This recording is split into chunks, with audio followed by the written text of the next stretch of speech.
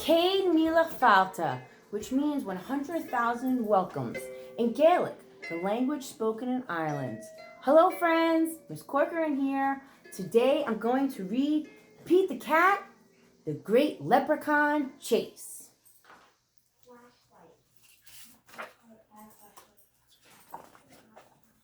Pete the Cat, the Great Leprechaun Chase by James Dean, the author and illustrator. Tomorrow is St. Patrick's Day, and Pete's teacher, Mr. G, is teaching about leprechauns. The only time you can catch one is on St. Patrick's Day. A leprechaun will bring you good luck, Mr. G says. Now everyone in class wants to catch a leprechaun, even Pete. Pete gets a great idea. He will open a leprechaun catching business. St. Patrick's Day comes, and Pete gathers some supplies. He hangs a sign above his stand. This will be easy, Pete thinks. The sign says, Pete's Lucky Leprechaun Catchers. Squirrel is Pete's first customer. I want a leprechaun, Squirrel says. I need good luck for my test. Cool, I'm on it, says Pete. Pete has a plan. He will follow a rainbow until he finds a leprechaun. Finally, Pete arrives at the end of the rainbow and finds Clover, the leprechaun, next to a pot of gold. Pete sneaks up behind Clover. Swoosh! But Clover is too fast. Did you think you could catch me so easily? Clover asks. Then Clover says a poem.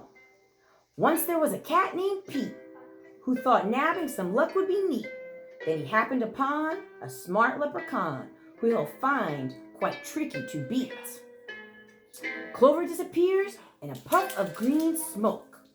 Pete will need a new plan, and Pete is looking disappointed. This afternoon, Gus visits Pete's Lucky Leprechaun Catchers. I want a leprechaun, Gus says. I need good luck for my band recital. Pete says, I'll see what I can do.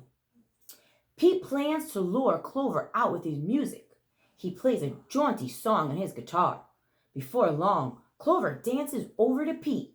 Just a little closer, Pete thinks. Suddenly, Clover starts spinning around Pete, round and round and round. Clover goes faster and faster. Oh no! Clover wraps Pete up with the rope. Pete has finally met his match. A crafty leprechaun he just can't catch. He'll never win. He'd better give in or find something else to snatch. That evening, Callie visits Pete's Lucky Leprechaun Catchers. I want a leprechaun, Callie says. I need good luck for my tennis match. Says Pete. St. Patrick's Day is almost over. There isn't much time left to catch a leprechaun. But Pete won't give up yet. Pete sets a trap for Clover. Before long, Clover tiptoes up to the trap and sniffs the air. I love candy, he whispers. Pete was sitting very quietly. Crash! Pete rushes over and checks underneath the trap, but it's empty. Clover skips away, and Clover has another poem. Pete has tried many a plot, but still I haven't been caught. And isn't it dandy? I even got candy, while Pete ends up with squats. Pete has an idea. He follows the trail of spilled candy to Clover's secret hideout. Pete sneaks up behind Clover. Swoosh! Pete finally catches Clover. Why do you want me? Clover asks. I'm helping my friends who need some extra luck, Pete says. Luck doesn't come from having a leprechaun, says Clover. You and your friends have each other. That already makes you as lucky as can be.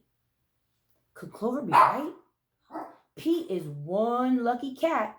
Lucky cat doesn't need a leprechaun, so he let Clover go.